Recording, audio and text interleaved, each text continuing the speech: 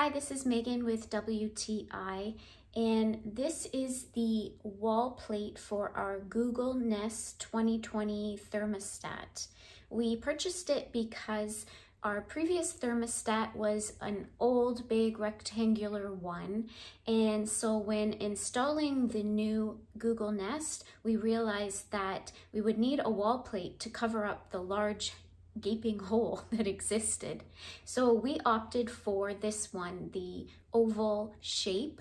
We purchased the white and gray plate because we weren't sure which was going to look better. Our frame for our Google Nest is gray. However, because our wall is so light, it's a very light gray, the white actually blended in better with the wall.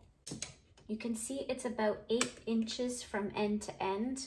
For us, this fit perfectly in between our light switch and the frame of our door. And as far as length goes, it's about the size of a light switch. This was super fast, easy to install, and I definitely recommend this wall plate if you need a little help once you've installed your Google Nest to cover up any unsightly holes. And that's my point of view.